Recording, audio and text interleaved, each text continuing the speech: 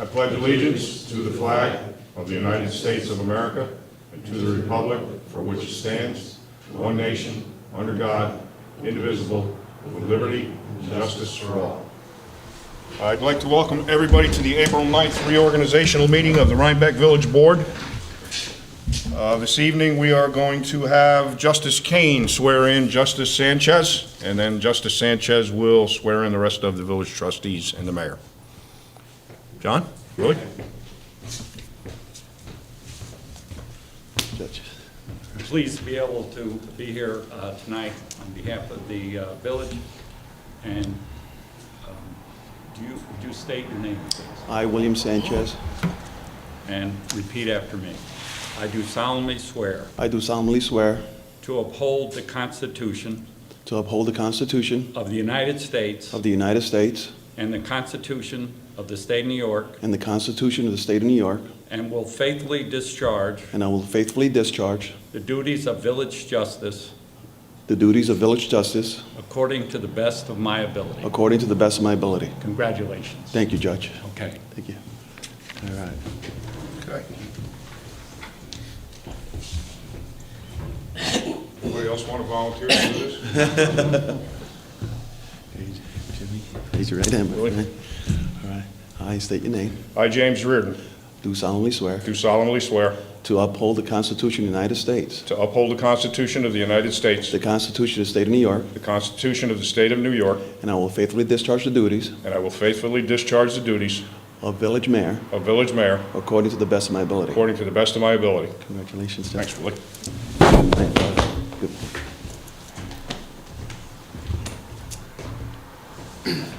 Thank you. Neighbor, All right. I state your name. I, Howard L. Trout, Do solemnly swear do solemnly swear to uphold the Constitution of the United States, to uphold the Constitution of the United States, the Constitution of the State of New York, the Constitution of the State of New York, and I will faithfully discharge the duties and I will faithfully discharge the duties of village trustee of village trustee according to the best of my ability. according to the best of my ability. Congratulations. Thank you, Howard. Willie. Thank you. Be good. Yeah, thank you. Yes.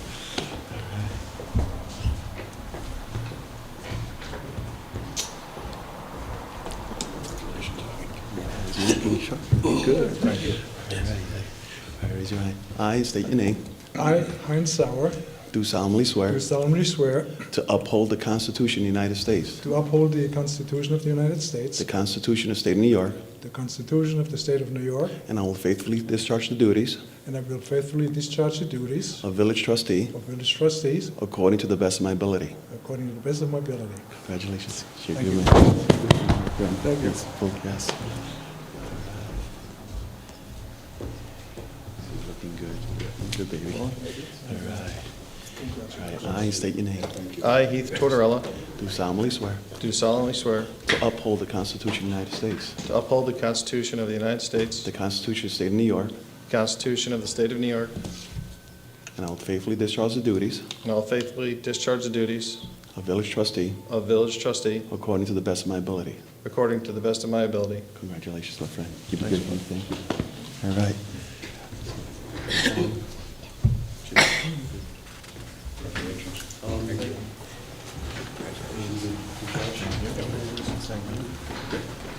All right, now, it's my turn to get my partner back. All right. here. All right. I state your name. I, John Kane, Do solemnly swear do solemnly swear to uphold the Constitution of the United States, to uphold the Constitution of the United States, the Constitution of the State of New York, the Constitution of the State of New York, and I will faithfully discharge the duties and I will faithfully discharge the duties of acting village justice of acting village justice according to the best of my ability. according to the best of my ability. Congratulations, Judge. All right. All right, thank you. Gentlemen, thank you. Congratulations, Gentlemen, thank you. Thank you. Okay. Thanks, Willie.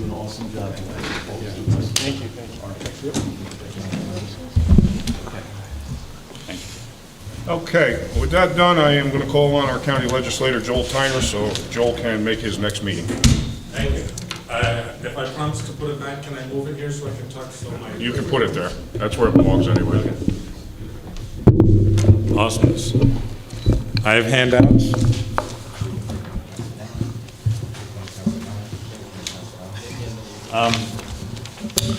Okay, last night, we got a resolution passed unanimously for solar panels for the Dutchess County buildings. Just about the same resolution that we got passed 4 or 5 years ago. Unfortunately, nothing happened on that in the last 5 years, but I'm hoping 2013 might be the year that we have some action. Schenectady County, they have 17 county buildings with solar, and I just found out in the last month about something called power purchase agreements. I know, and I've pointed out till I'm blue in the face, look at how Republicans and Democrats in the Village of Rhinebeck, town of Rhinebeck have made solar happen, and this building, other buildings, Clinton, Milan, Red Hook, all over town of Poughkeepsie, both sides of the river. But with the power purchase agreements, just so everybody's aware, it's no money down. And it's guaranteed savings, 20, 25, 30% less on your electric utility bills, guaranteed.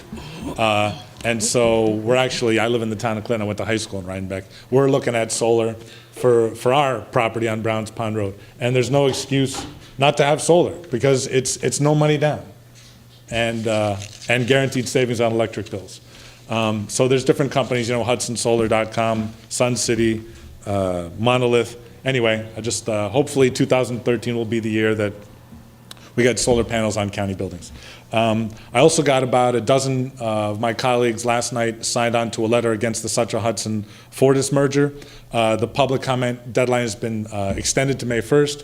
The Dutchess County taxpayers now spend about $793,000 each year on heating and lighting the county buildings, according to County Comptroller Jim Coughlin. And one handout I gave you is the letter that was signed by a dozen colleagues. The other handout is a copy of the Ulster County resolution. Ulster County legislature is not controlled by Democrats, controlled by Republicans, but they passed a resolution unanimously just a few weeks ago saying we need to stop this deal. They're only talking about, even the Poughkeepsie Journal came out with an editorial February 16th against the merger. They're only talking about a 1-year freeze on rate hike requests. They're only talking about a 2-year freeze on job layoffs.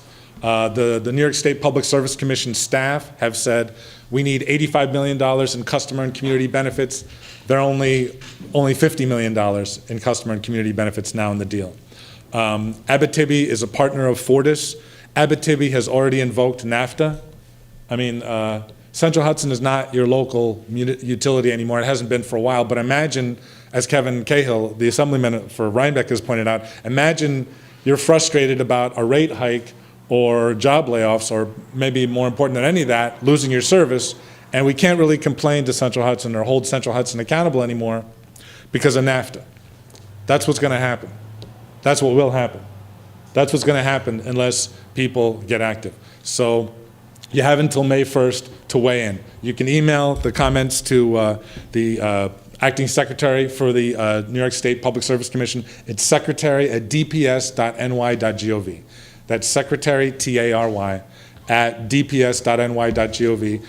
Citizens for Local Power is holding a forum tomorrow night, Wednesday night, 7 o'clock, up in Red Hook at the Elmendorf Inn on Route 9, right next to KZE. The old Tiberius, IGA is right there. I urge people to come to that meeting if you can.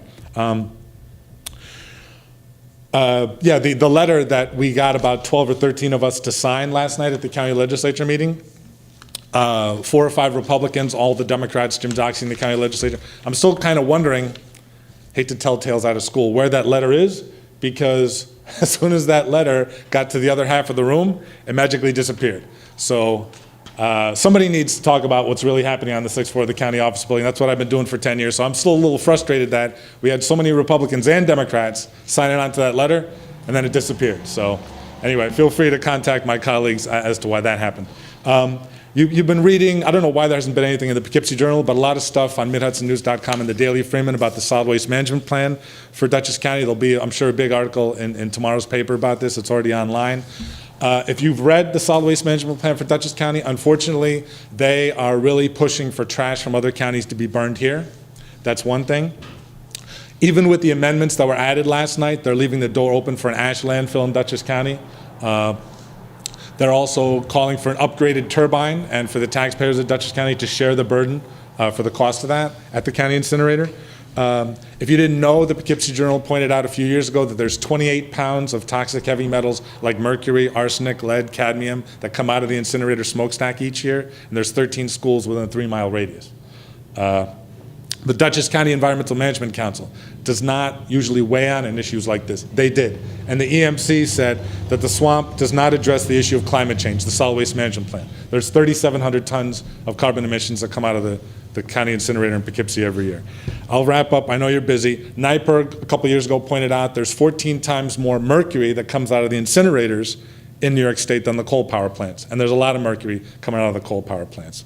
Poughkeepsie Journal pointed out on November 18, 2011, the emissions from the Dutchess County incinerator still outpace those of coal-burning power plants. And they were quoting the DEC and the American Lung Association in New York State.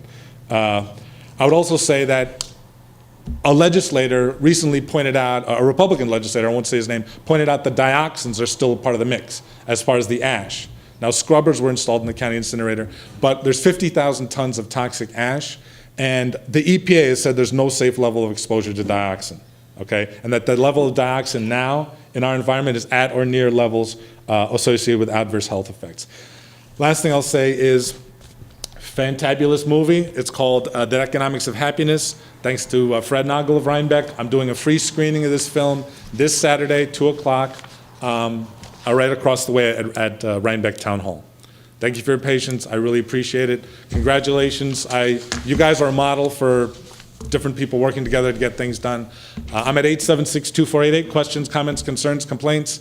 My cell phone is 453-2105. I got to run to the Clinton Town Hall. Thank you again, everybody. Thanks, Joel.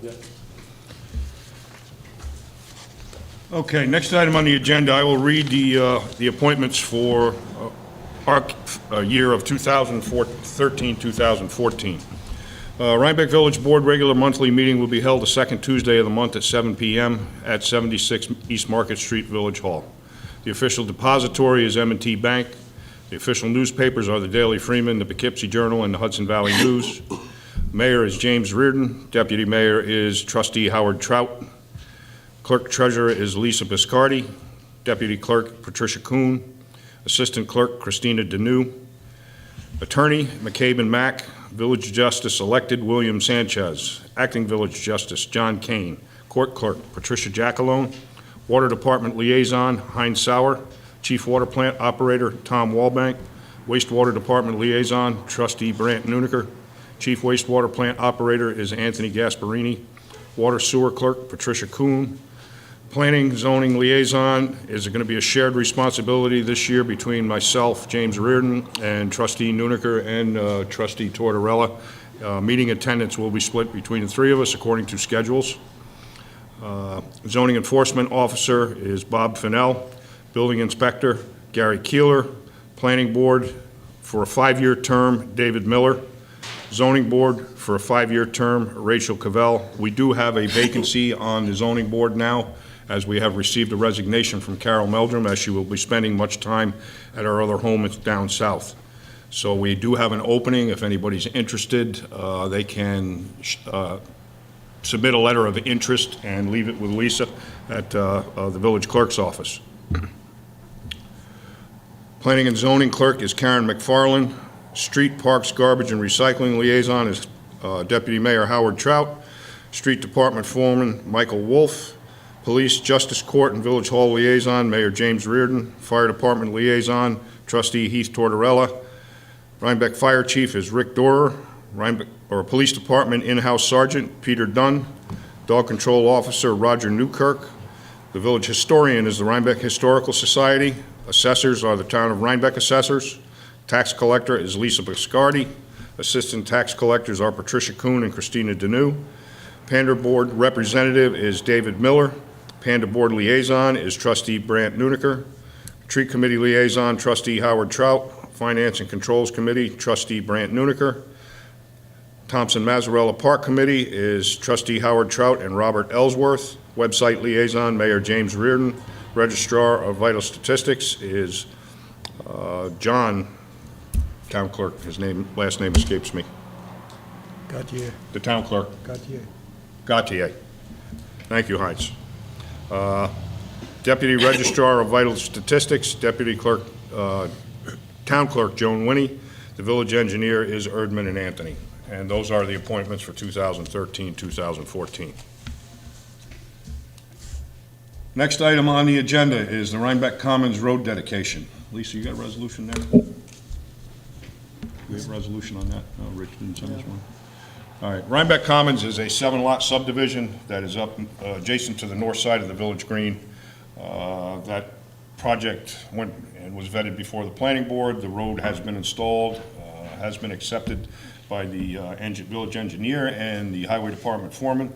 So tonight, we are going to, I'll make a motion to accept dedication of that roadway. Is there a second? Second. Any discussion? All those in favor? Aye. Aye. Opposed? So voted. That is effective May 1st.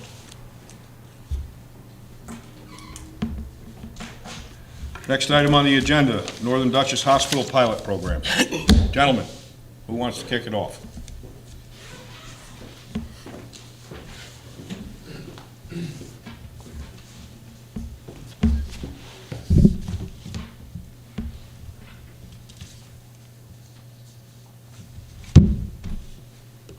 Good evening. My name is Gene Sneringer. I am the attorney for this project. So I'm the person who really created or was the architect for creating the structure that you now have to listen to and deal with. And you represent who, sir? I represent the project, and I represent the developer of this project in the event that this project is going to be built by someone other than the hospital. So you represent Kirchhoff Medical Properties? Correct. Okay. Correct. Thank you. What Northern Dutchess Hospital would like to do is build an expansion on its campus. And this expansion would be approximately 75,000 square feet. Approximately 50,000 square feet will be occupied, which will be 2 floors, occupied by the hospital. Operating rooms on 1 floor, and patient rooms, most likely single patient rooms, on the other floor. And the 3rd floor, but effectively the walk-in 1st floor, is proposed by the developer to be rented to physicians. So what the hospital would like to do, and this is not too dissimilar at all to what many other hospitals have already done on their campuses, they would like the flexibility to be able to elect to have someone like Kirchhoff build and own and lease back the building, or potentially the hospital may build the building itself. If the developer were to build the building, the developer will be building the 2 floors that the hospital will be occupying, plus the 3rd floor, which will be rented to private physicians. The hospital will build its facility for its 2 floors and may also elect to build the 3rd floor, which then they would rent to private physicians. In order to provide the hospital the flexibility of really building this building in one direction or the other, what we have done and what we would like to do at this time, and what we've done at other hospital campuses, is effectively put the hospital as the occupant of the 2 floors that it will be occupying in the exact same position it would have been in had the hospital built, owned, developed, and occupied the building itself. So in other words, from the real property tax standpoint, if the hospital built, owned, and developed the building, it would not be paying real property taxes on the portion of the building that it occupies. And that's exactly what we want to do by having a private developer build the building as well. So what would happen is, on the hospital campus, the hospital would land lease the land for the building to the developer. The developer would own and build the building. And then the hospital will lease back 2 floors. What we've done in other hospital campuses and what we are proposing to do here is to use the Industrial Development Agency as the vehicle by which we would then enter into a payment in lieu of tax agreement. So what we're looking for tonight is for your support effectively on 2 components. So there's 2 components to the pilot agreement. Component 1, which is necessary for the project, is to support our request that we be able to enter into a payment in lieu of tax agreement with the Industrial Development Agency, whereby the hospital portion of the building would be exempt from real property taxes. So let me just stop there to see if you have, if I haven't lost all of you, and if you had any questions with respect to that. I have had conversations with your attorney, Rich Olson, on this, and I think Rich, understands the structure. So that's the number one thing that we're trying to accomplish. And again, it puts the hospital in the exact same position it would have been in if the hospital were able to and wanted to build and develop it. The flexibility for the hospital, of course, is actually it's multifold. Sometimes it's timing, sometimes it's cost, a lot of times it's financing. And so the hospital will ultimately, on its merits, make the determination to have this project developed by the Kirchhoff companies. The second component that we're asking for relates solely to the portion of the building, which would be the one floor that would be rented to private physicians.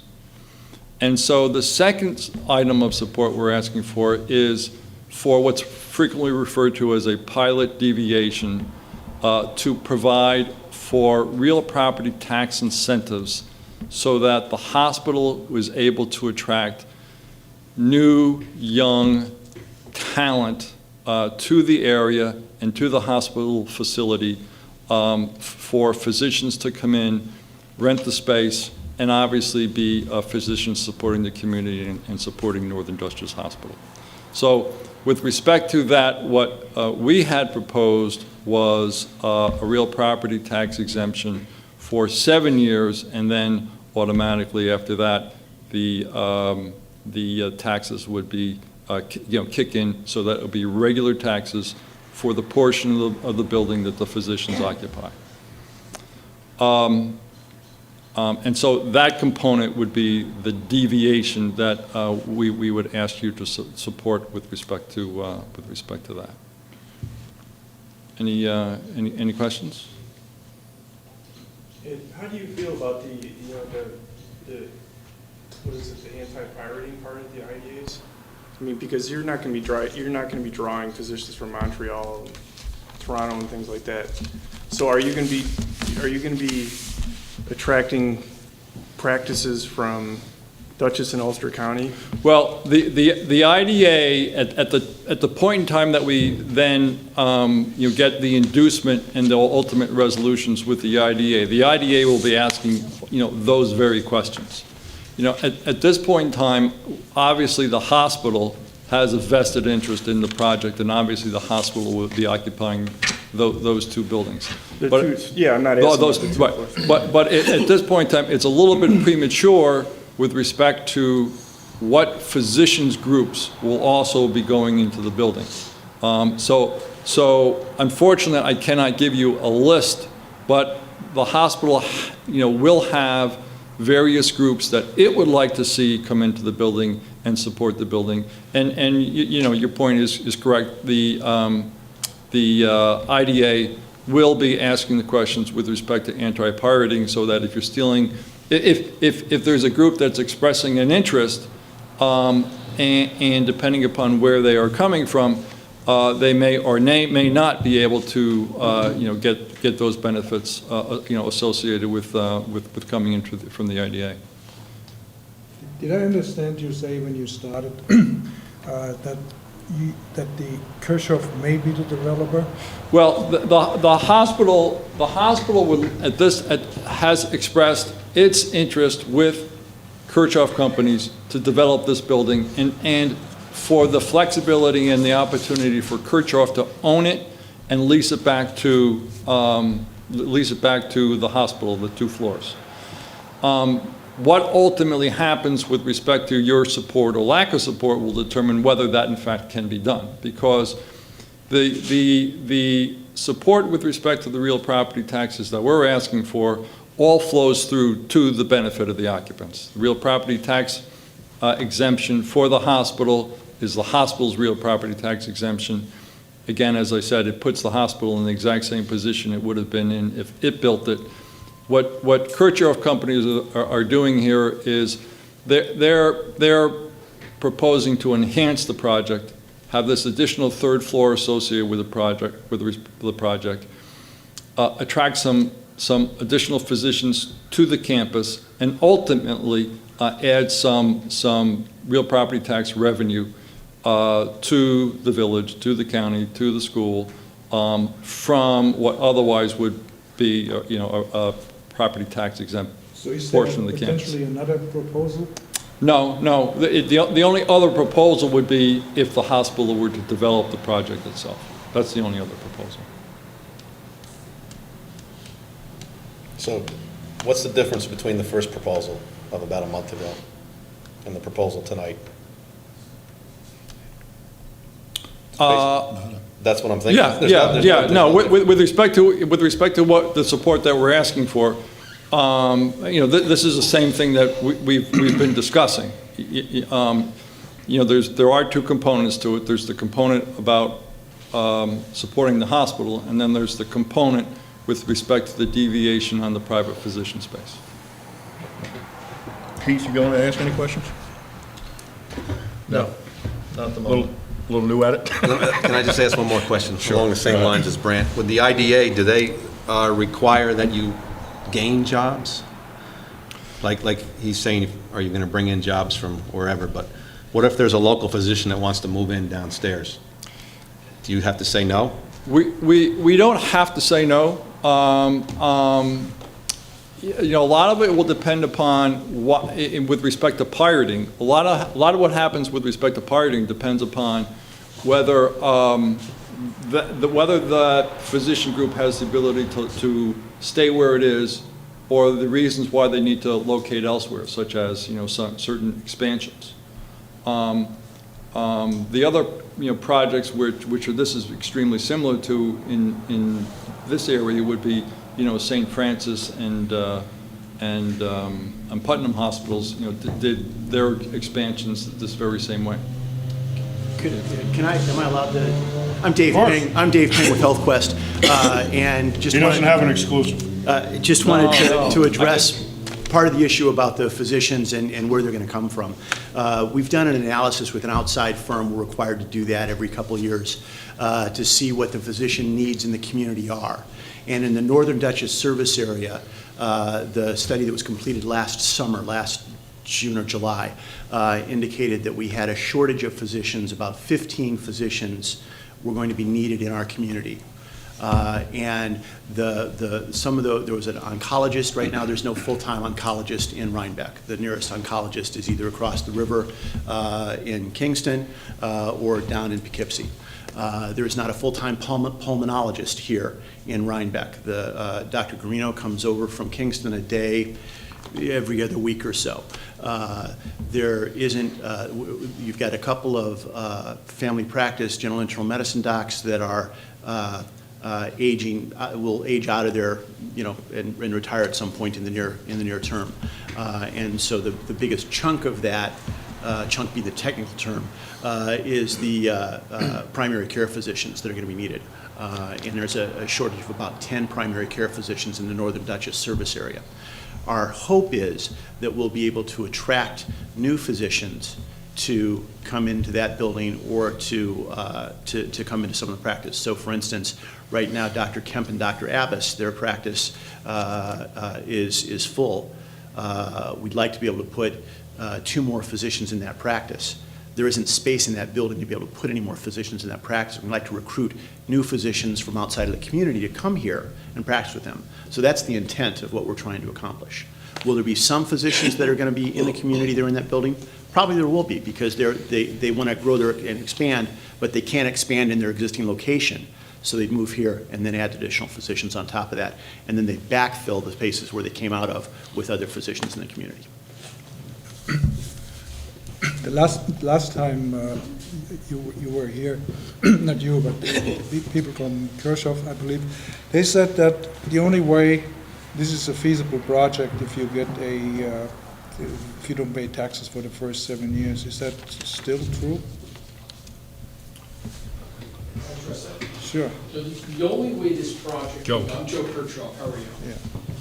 The only way this project can go forward at all is if the second and third floor are exempt from taxes. The ground floor is an issue of discussion. That's for the doctors. And there's one very key component that I don't know if our team has explained. The ground floor has done a few things if it goes forward. The ground floor helps offset some of the infrastructure of the second and third floor. But absolutely most importantly, the second floor has to line up with the second floor of the existing hospital. The third floor has to line up with the existing OR suites of the third floor of the hospital. The ground floor is not needed for admin space because we are going to be pulling program space out of the existing med-surg beds floor into the new private hospital room wing, okay? Ground floor is just an ideal spot to fill doctors in and to bring these healthcare professionals to the community. It's a structural issue as far as lineup, and it helps offset. So first floor exemption is not necessary for this project to go forward, but that's what I hear from you. It's not necessary whether the project goes forward or not. Okay. Second and third floor, absolutely is. Any other questions? And one other thing I'd like to say, you know, obviously, articles in the paper are articles in the paper. As developers, and we develop a lot of medical space, and as you all know, because we've been in front of you for other things, we develop real estate. We never pay taxes, real estate and school taxes, as developers. It always passes to the tenant, okay? So the concept of us getting a relief to try to draw new doctors in for the ground floor, that's what it was. It's not a savings to our company. It's not a savings for anything else as far as developers. It's not a profit, initiative. It is strictly to help us lease 25,000 square foot of ground floor, which is absolutely helping the hospital offset cost of the whole structure. So I think that had to go on the record. Okay. Is there any other questions? Not right now. All right. They're two separate components. Think about it, discuss it. Do you have any Well, questions? how I would like to comment, and Joe, you and I have talked on the phone, we've had this conversation. The village, of course, is in a very, very tenuous situation right now. We're in the worst economy any of us in our lifetime have seen. Our income continues to fall, mortgage tax goes down, sales tax revenue goes down. We're in a very, very bad position right now financially because revenues decline. And we all know what kind of an economy we're in. It's very, very difficult for us to say we're going to offer a tax break to 100% of this project when, as you say, it's not really necessary for that first floor to go forward, all right? We're looking probably at a 5 to 6% tax increase this year in our budget. We have to override the cap, we know that. We had to build a police station. We know our costs are going up and our revenues are continuing to decline. So, the way this board is looking at it is that we don't think we're in a position to offer the first floor of the tax break. The second and third floor, we all understand the benefit that that hospital brings to our community. We're very, very fortunate to have a medical facility of that quality, the quality of the physicians we have here, and everybody recognizes that. And we feel, I think, that we can support the hospital in its endeavor for the second and third floor. But, at this time, we don't really think we're in a position to offer it for the first floor. And I think the way we need to progress is in that direction, and that the two attorneys should get together and sit down and talk this over. And certainly representatives from the village board can be involved in those discussions, and we need to try and move forward in that direction. Thank you, Mr. Mayor. Thank you.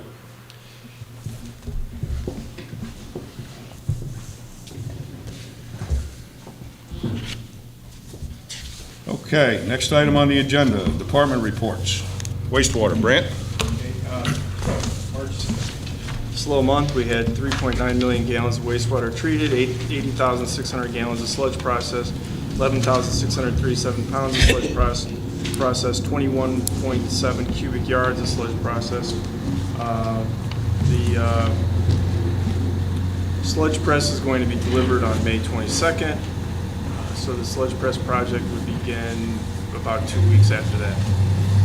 Just wanted to report that.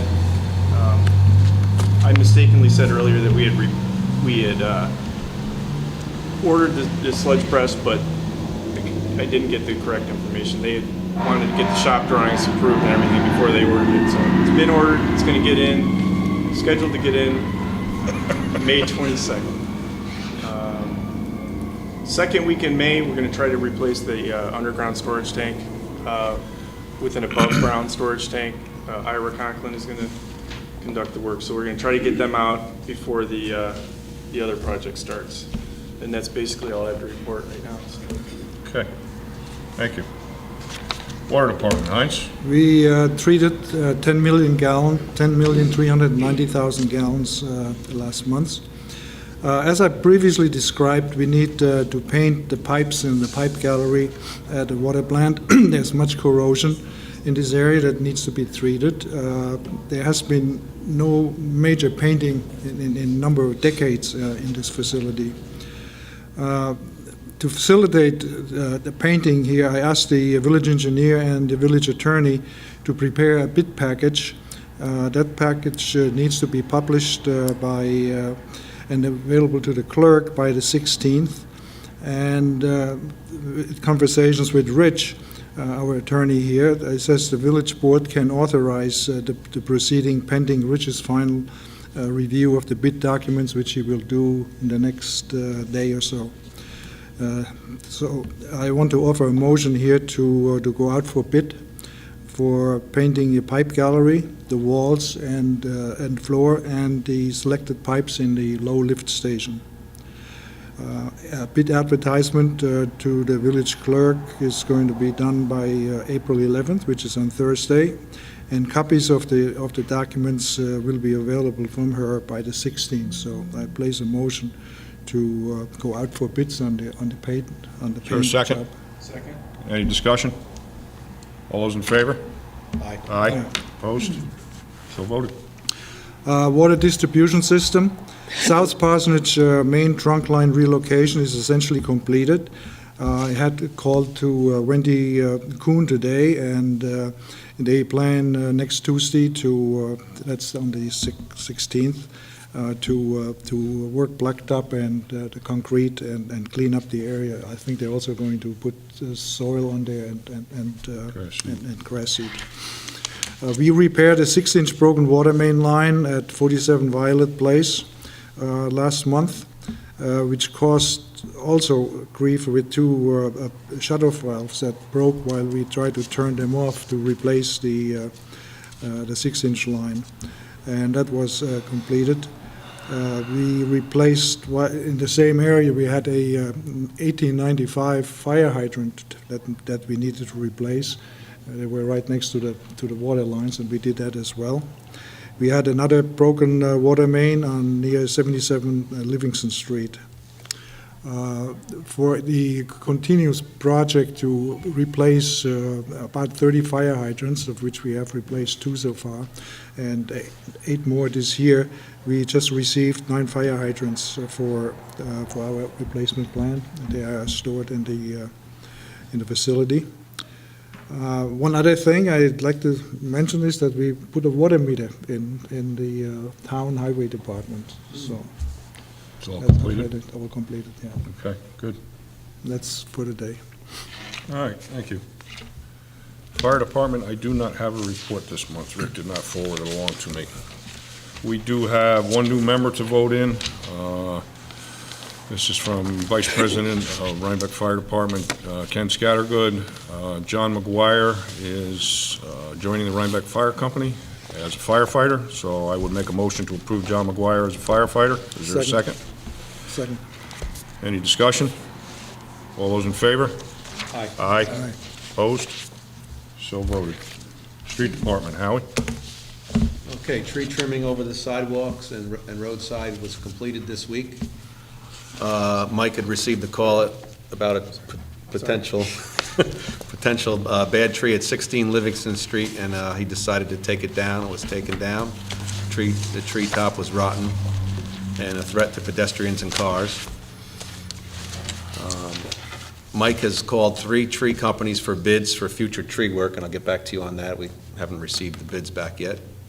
Mulch sales have started, and we have plenty of aged and ready-for-use mulch, and that is $20 a yard, very good price. Brush and yard debris pickup is underway, and pickup will be the first and third weeks of the month. So that's the first and third weeks of the month for brush and yard debris. And dirt, and out of the yard debris, no dirt, rocks, or painted wood and grass clippings will be picked up.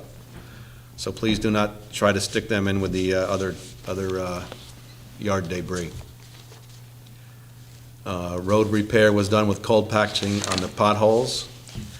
The street department made a repair list of all catch basins, and there's more than 35 basins in need of repair. Some of the lids are cracked and need to be replaced.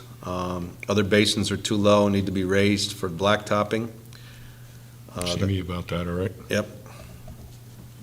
Says the garbage truck needs work. Floor on the packer is worn with some holes in it. And one of the backhoes, the lift boom cylinder, started leaking and was removed and sent out for repair. That's it for the street department. You doing anything here?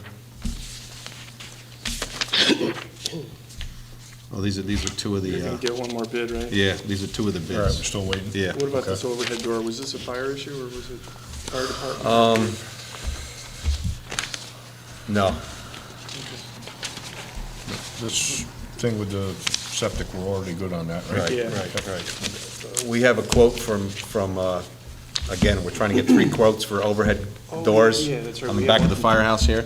We have 2, so we're waiting for a third. Right, okay. All right, who's the other one? Because I've only got one. We had a Dutchess, didn't Dutchess over The here? ones Okay. that put the front ones in, yeah. All right. Okay. Police and court. Everybody has the incident, or I'm sorry, planning and zoning. Got anything, Brant? I just got Bob's report today, so I didn't even get a chance to look at it. I told him I was going to help him out. I'm going to attempt to go down to the real estate office and talk with that guy. Right, okay. All right? And one day next week, when I have time in the morning or something, I'll go down. I'm working day shifts all week this week, so. Anything else?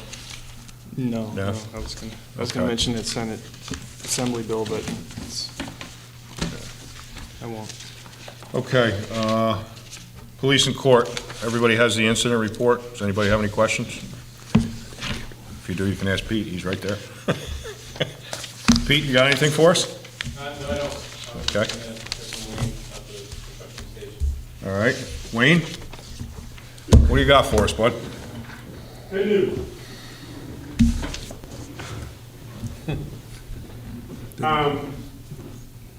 The construction process is coming to an end at the police station. Thank God, yeah. It's been a long road, and but fruitful. Really beautiful building over there. I think most of you have had the opportunity to go through it. We have some, as with all these kinds of projects, coming to the end is a bit of a frenzied scenario. But basically, just to bring you up to date, the interior of the building, from a construction standpoint, is done. The fixtures are in from a construction standpoint. The trim is in. The lockers were delivered yesterday and were installed. The evidence lockers installed. The cabinetry is installed. The doors are installed. The trim is installed. The painters were there today doing some touch-up. They're going to have to come back again because we have some issues with our other primes, the electrical people, the HVAC people, and the plumbing people. And trying to coordinate all that and bring that all together right at this point is where we're at. So actually tomorrow morning at 9 a.m. we're having a coordination meeting with all the primes, and they will be all here. and we're going to try to put all of this in place. But basically, from an electric standpoint, we're really doing well. Our electrician has been on site most of the week. I was over there today and talked with him, and it appears, he said that 99% of his stuff will be done by the end of this week. There are a couple of light fixtures, I think one in the janitor's room that didn't come in yet. So we're going to put a temporary light in, but that's not going to hold us up from taking control of the building. The big issue that we have, that we're dealing with, is the HVAC people. We don't have a heat on in the building yet. The furnaces are installed, hot water heaters installed. They've been feverishly working on the duct work in the basement and completing that. The gas lines, again, the coordination here is the problem, because the HVAC people can't get the furnaces running because the plumbing guys haven't installed the gas lines out to the exterior of the building, and obviously without propane, he can't fire the boilers. So that's where we are right now, and Phil Orzemke, our architect, and myself have been very much involved with our primes, trying to get this all coordinated, and everybody is on board. The plumbing folks are supposedly going to be here tomorrow morning, and they are going to finish up getting the gas lines installed and out. And I'll talk to you a little bit about the propane scenario in just a second. And then the other issue that we have with the plumbing contractor is we have some fixtures that are not installed yet. I know the sink in the ladies' bathroom is an issue, and I found out this afternoon that that is not here. So not only do we have a coordination of getting this work completed, we have an issue of sometimes we don't have the material to get it completed. So again, we're working very feverishly trying to put all this together. We're hoping that by the end of next week, we perhaps may be in a position, and we're working feverishly to have this happen. Quite frankly, I'm not all that apprehensive it's going to happen, but our target for us to go through the final inspection and have our building inspector look at everything and give us a certificate of occupancy. We're hoping for next Friday. But a lot of things have to happen in order for that to happen, and I'm not totally apprehensive. I'm a little apprehensive that that's going to happen, but we're very, very close. As far as the exterior of the building is concerned, we're dealing with, we have the front porch that needs, the front porch steps and the front porch landing out to the sidewalk needs to be poured. That's going to be done this week. It's already framed, and the re-rod is in, and we're also going to remove a portion of the sidewalk on the east side of the building that had cracked over the winter. That's going to be taken out and re-poured. At the base freeze board around the bottom of the building, I don't know but that's been ongoing. They've been working on it all week. They got about half of it, I think, done. That will be done by the end of this week. The site work has been initiated. The equipment is here. They're working on the site work. The topsoil is going to be brought in tomorrow. The other issue is the paving. The paving plant is not going to open till the 15th, but we're already going to be ready for it. We had a meeting today with a couple of issues with the site in regard to parking spaces in the handicap area and the area on the Center Street side of the building in regard to bringing the paving around and where we were going to actually have lawn area. We got that all resolved. So the site work should be done this week. Obviously, the paving will not be done this week, but we will be prepared, and we'll just wait for the paving. As soon as the plant opens, they're going to be ready to go. Briefly about the LP gas, I had two firms in to discuss the LP gas requirements. I had Freedom Gas, who presently services our needs for our generator here at this building, and they've been servicing our needs for quite some time, and quite frankly, they dropped the ball. on this whole thing, and I had them here, we went through everything we needed, and they never got back to me, so I went to another firm who has been wonderful dealing with us, so we made the decision to go with Botini. They have been great. They're going to provide the tanks at no cost. They're going to do the hookup at no cost. They're going to provide a new 500-gallon tank over where our 2 existing 100-gallon tanks are that we utilize now for this generator. We're going to tie in the emergency generator for the police station with this generator here and utilize the same 500-gallon tank to service both of them.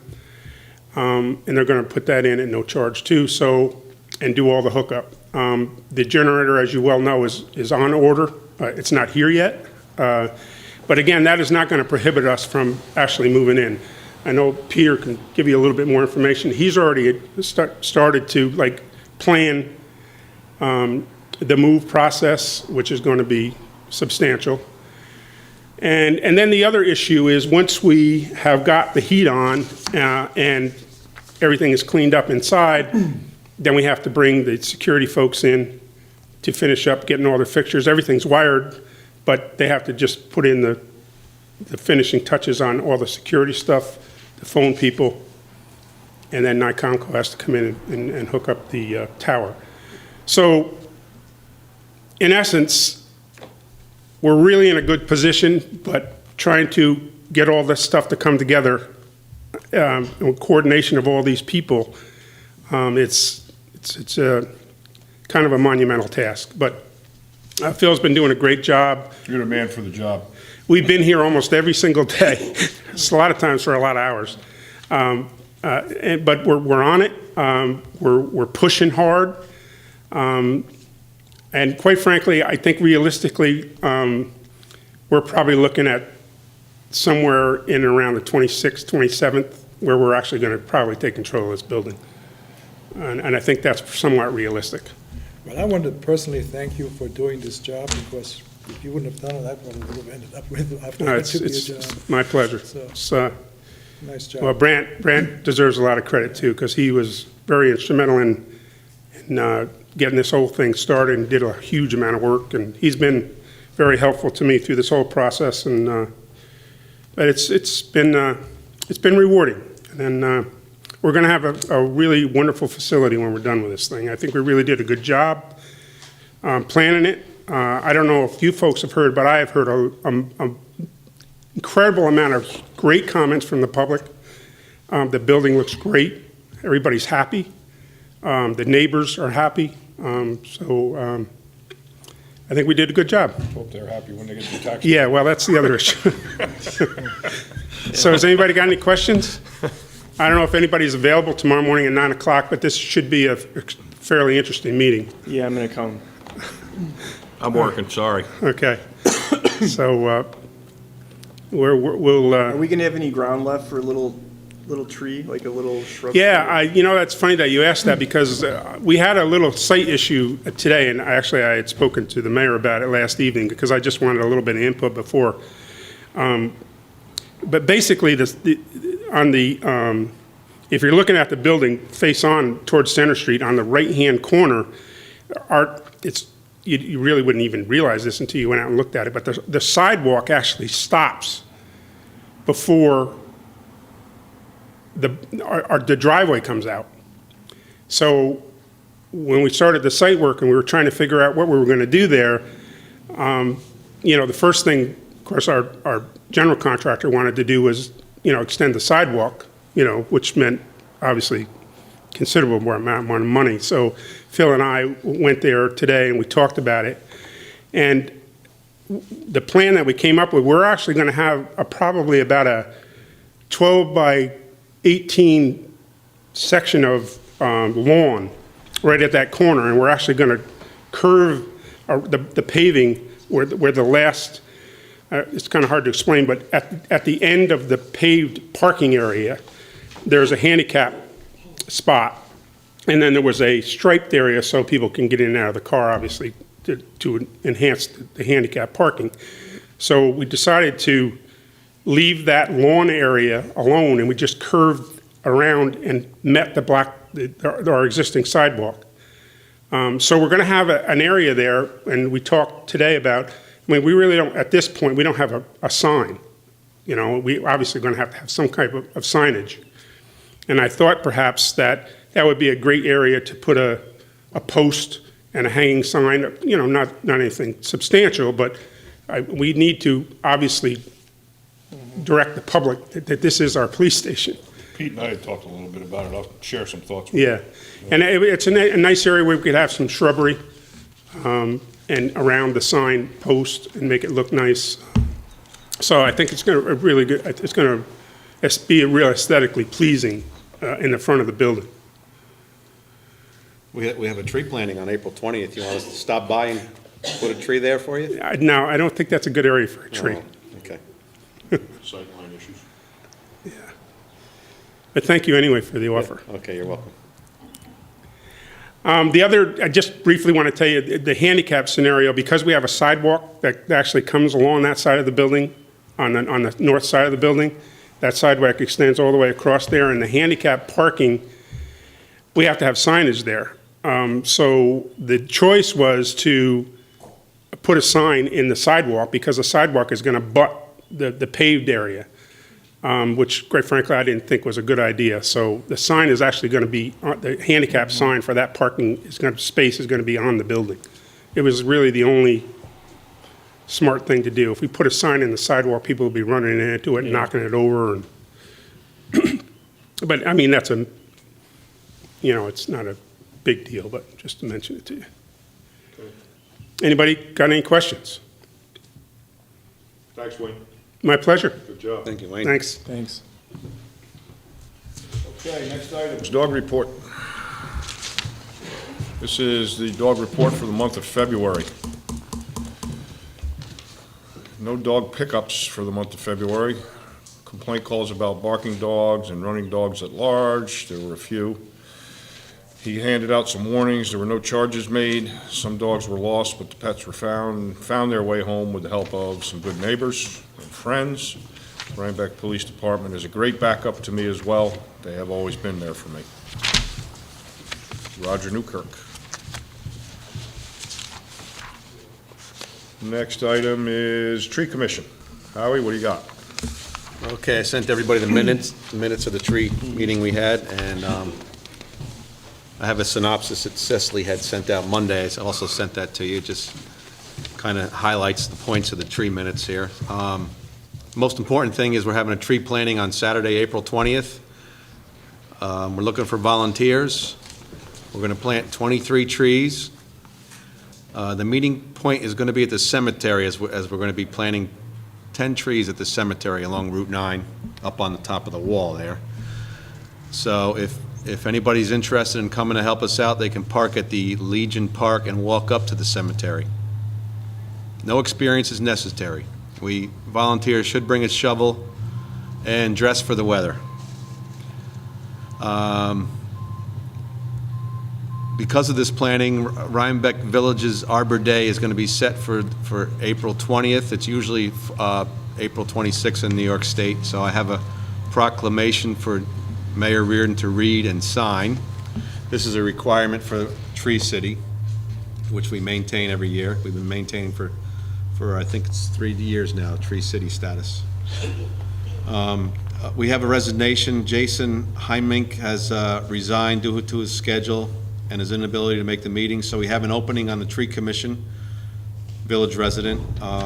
So we're looking for somebody who's interested in trees and landscaping. And you may call Lisa at 876-7015.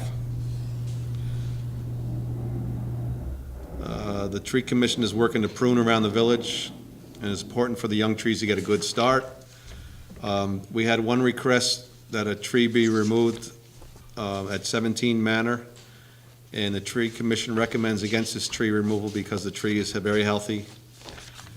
And we recommend that the village prune, but with the understanding that there's a considerable wait for pruning to be done. That's from Cecily Frazier. So I have this proclamation I would like the mayor to read. Oh, come on. Cut it down to size. Okay. Whereas in 1872, J. Sterling Morton proposed to the Nebraska Board of Agriculture that a special day be set aside for the planting of trees, and whereas this holiday called Arbor Day was first observed with the planting of more than 1 million trees in Nebraska, and whereas Arbor Day is now observed throughout the nation and the world, and whereas trees can reduce the erosion of our precious topsoil by wind and water, cut heating and cooling costs, moderate the temperature, clean the air, produce life-giving oxygen, and provide habitat for wildlife, and whereas trees are a renewable resource giving us paper, wood for our homes, fuel for our fires, and countless other wood products, and whereas trees in our city increase property values, enhance the economic vitality of business areas, and beautify our community, and whereas trees, wherever they are planted, are a source of joy and spiritual renewal. Now, therefore, I, James Reardon, Mayor of the Village of Rhinebeck, do proclaim April 20th, Arbor Day in the Village of Rhinebeck, and I urge all citizens to celebrate Arbor Day and to support efforts to protect our trees and woodlands. And further, I urge all citizens to plant trees to gladden the heart and promote the well-being of this and future generations. Dated this 20th day of April, 2013. Okay? Thank you. You're welcome. I can make a little scribble here that it's not city, right? Yeah. Just like to make a note that Cecily Frazier, the chairwoman of the Tree Commission, is actually a Nebraska native, and she's proud of that. Where the first Arbor Day was Go Huskers, sanctioned. huh? Yeah. I gotta sign that yet. Yeah. That's it for the Tree Commission. Any questions on the minutes? No? No. Everything's okay? Yeah. Good. Website? Anybody got anything on website? No, Finance and controls? no. Other business? Anybody from the public? Come on up to the microphone, please.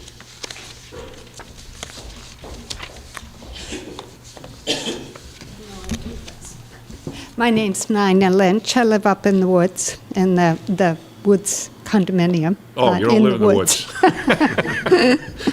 I wanted to both attend your meeting and let all of you know that there's a new organization in town. Some of you may have seen something about it. We call it Rhinebeck at Home. It's part of a movement in this country to kind of take hold of aging and neighbors help neighbors stay in their homes and stay independent as long as we can. And we're actually going to launch our little organization on the 9th of May at the Beekman Arms, and I have invitations for you all. I hope you'll join us. It's a very special kind of undertaking. We're going to do it all volunteer. The hospital has offered us a space for our office, and we're interviewing folks now, and we're going to have, to the extent possible, all of our members help each other so that we are all in the game together, and look forward to having it grow in the town of Rhinebeck. And if we're really fortunate here in northern Dutchess, maybe even spread out to the neighboring communities. So Okay. I wanted you all great. to know about it, and I hope you'll follow us, and please join us on the 9th of May. One of your former or friends, partners here, Terry, is going to be our speaker that day. We're Okay. excited about that. We'll have to go so we can see Terry. Absolutely. We never see him anymore. I know, yeah. Can I give you these? Sure. All right. Thank you. Personalized, huh? Personalized. Oh, thank you. Absolutely. Oh, dear. I missed. I've got yours. Okay. Okay. Thanks. Anybody else from the public? Wayne, you got something? Yeah, I forgot two things. Is it all right if I? Come on back up. Sorry, there's two issues that I just want to make the board aware of, and one of them you need to deal with. The other one, well, you have to deal with them both. But first of all, the insurance on the building. As you well recall, probably, when we initiated construction, we had a builder's risk policy in the amount of the bond. that is covering the construction, any liability during the construction process. But as we come closer now to actually taking control of the building, we need to switch the builder's risk over to our existing policy. So I met with Fraley Rakow last week and went over the whole program, and we went through the amount of insurance in regard to the building itself, and there were some questions in regard to the business property insurance, but I spoke with Pete, and we came up with the number of the additional business property that we're going to put in the building that we don't already have insurance on in our existing facility. So I've given all that information to Fraley Rakow, and they have everything ready, so it's just a matter of, they only need 1 day to bind. So I just want you to know that's taken care of. And then the other issue that the board is going to need to address is that, as you will recall, when we got the trailer, we needed a handicap ramp, which we purchased and is now there. And now that we're going to move into this new building, that we are no longer going to need that handicap ramp. So the board is going to need to do, I don't know whether you want to just sell it. It costs us $7,000. So that's an issue that we're going to have to, it's got to obviously be taken down and stored somewhere, but at some point, we're going to need to either put it We'll out have to take it out to the highway garage. Yeah. I don't know of any other, I don't know if the town can use it. I don't know if anybody in the community could possibly use it, but it's an issue that we're going to have to We'll do have to something. advertise it to bid, you know. Okay. We have a number of items that we probably want to sell too. I got huge motors, 100 horsepower motors that I got to sell. Okay. Thanks. Thank you, Wayne. Okay, correspondence.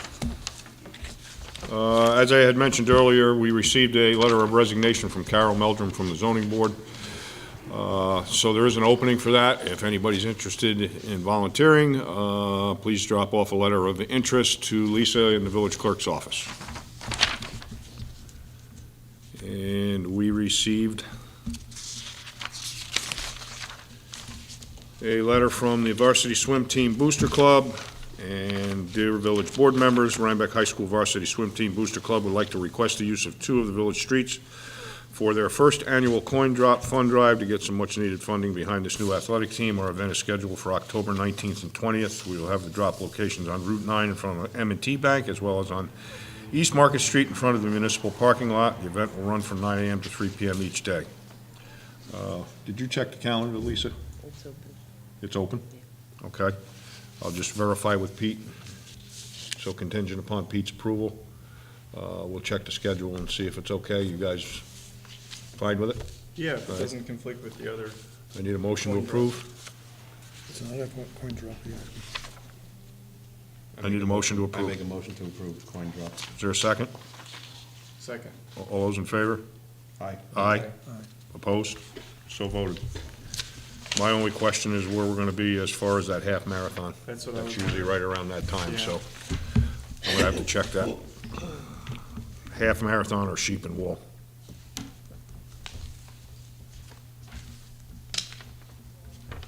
So that might be a concern. Okay, next one is from the Lions Club, and they want to use do their coin drop. And it will be on the 4th and 5th of May, which is car show weekend. They annually do this one. Same thing, Route 9 in front of M&T Bank, and they go in front of Stickles on East Market Street. 7 a.m. to 4 p.m. each day. Need a motion to approve? I'd like to make a motion to approve. Is there a second? I'll second it. All those in favor? Aye. Aye. Opposed? So voted.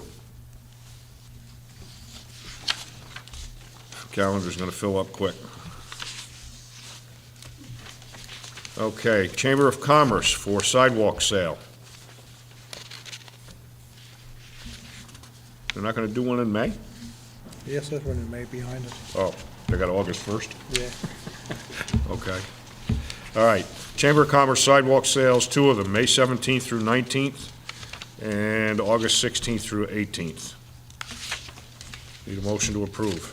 Motion to approve. Is there a second? Second. All those in favor? Aye. Aye. Opposed? So voted. Okay, letter from David Miller.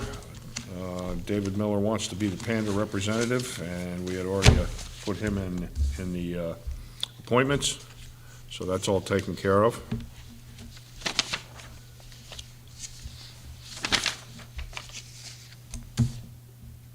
And we're not doing anything on that, right? No. Okay. That's all I have. Anybody have anything else? No.